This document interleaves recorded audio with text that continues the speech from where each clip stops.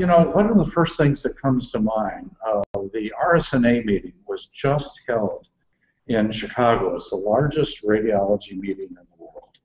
And making all the news, as you may know, was a story about research done looking, I believe, at PET scans of the brain. It was PET scans. Yeah, PET scans of the brain before and during and after chemotherapy, because, you know, quite honestly, AnneMarie, over the years, I've kind of watched medical oncologists even blow off that there really is Chemo-Brain. And I thought that the research that they presented at RSNA was pretty persuasive that there are changes going on. What did you, I'm sure you know about this study. It was fabulous. Yeah, lean forward here and tell me more. The study was fabulous. It was, first of all, picked up by the nightly news, the national nightly news immediately, which was validation, I'm sure, for hundreds of thousands of women, because I am 5 years post-treatment. I was treated with CMF, which seems to be one of the regimens, if you want to explain what that is to those that aren't in the chemo world. Well, it's an older regimen, and it was considered not somewhat necessarily as a toxic regimen, but you know, but the problem is, AnneMarie, that with everybody's different as far as their reaction to poisons. That's right. That's right. So what wound up happening with me, I immediately realized the first time something happened, but it was looking backwards at it. I had dropped a word. Okay. Interesting. Yeah, and I can recall it because it was a whole, I was still on chemo. It was a bizarre set of circumstances. And then moving forward, I just, you know, I'm in treatment and there's so many other things on your mind. Sure. You just feel like, well, it was just a no big deal. Yeah, I mean, you know, getting poisoned every 3 weeks, this is, you know, I'm not supposed to feel really red hot. Right, exactly. You're not on. And then, you know, a number of years post-treatment went by, and I was working, doing like high-level accounting, and started to feel like the work was piling up, and I was losing control of things, and I came to a point where I realized it's not the work, it's me. Right. And what was fascinating about the findings that just came out, they talk about multitasking, they've been talking about word drops, they've been talking about, you know, transposing numbers, but this study showed the inability to kind of focus and stay on task. I joke around that I have developed ADD, and it's like chemotherapy-induced ADD. Interesting. Okay. And that was the part of the observations that these scientists made, and that spoke to me because that seems to be where my problems lie. Don't you feel validated? I feel wonderful. It's terrible. I'm like, yay, I have brain damage. Yeah, right. But guess what? I know it's if you'll excuse the pun, it's not in my head. That's right.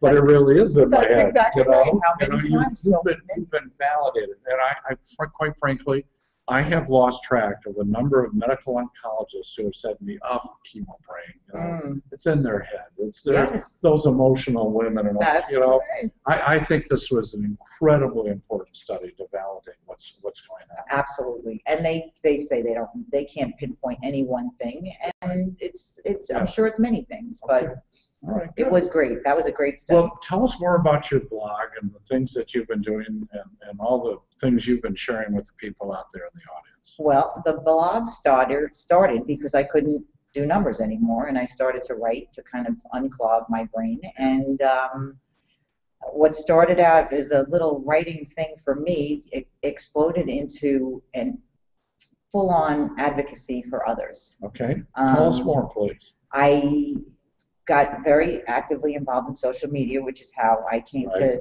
you know, speak for you guys. Thank you on behalf of Breast Cancer Answers for being which it was my pleasure. And Twitter is very active with breast cancer patients. The Health Tag Project enables people to come together. So if I see somebody that sends out a tweet using a hashtag, I'm having a bad day, I'll just kind of try to send back, and connections have been made, and they've been also made through the blog. Yep. Because the blog was supposed to be a big joke about my, struggles through Chemo-Brain, and people started saying, thank you so much.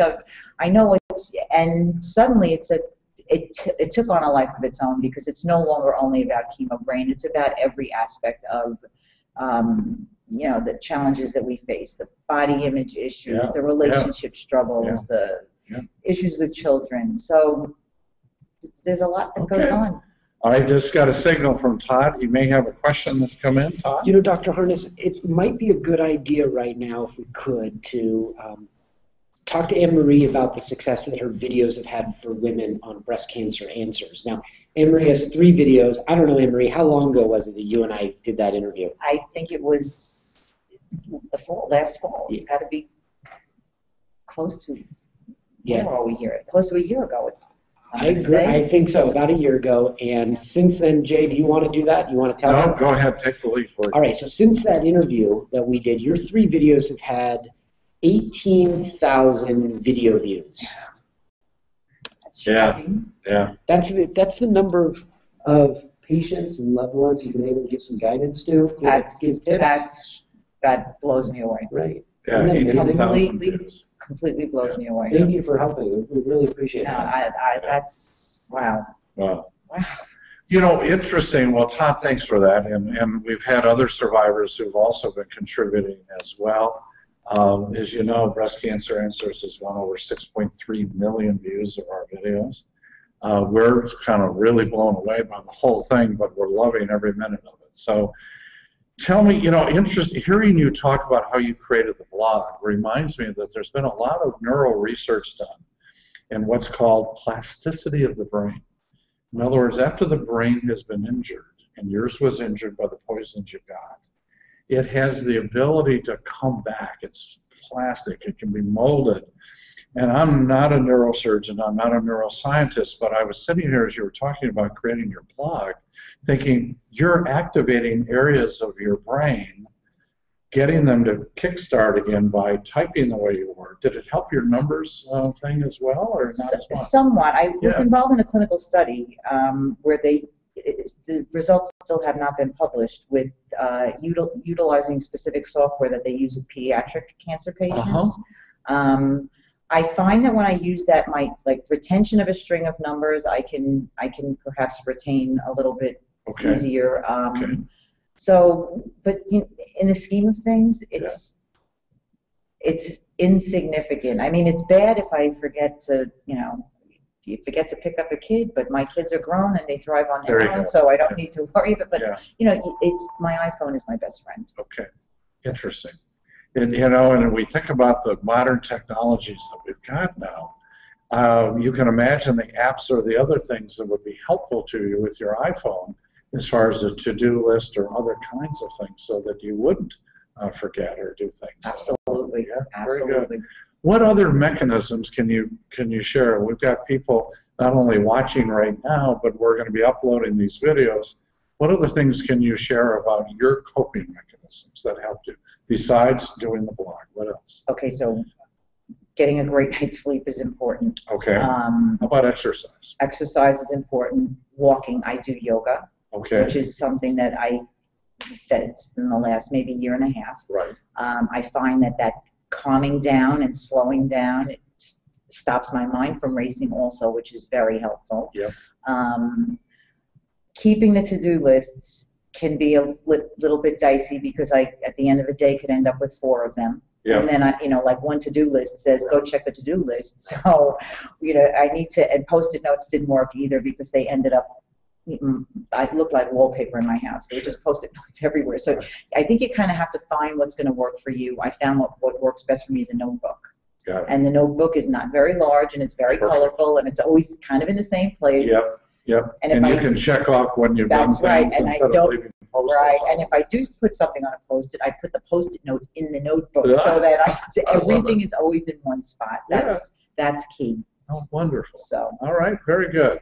Todd just looked at me again, so he's either got a question or he's handing me the summary sign. Because we've got another speaker waiting. Dr. Harness, you're not supposed to say it's the summary sign. That's our secret Todd, code. We're having a good time here. We can let our audience know what's going on behind the scenes. It's no problem I think what you guys are doing is fabulous. I love genomic. I love OncoDX. I have to just to speak to that really quickly.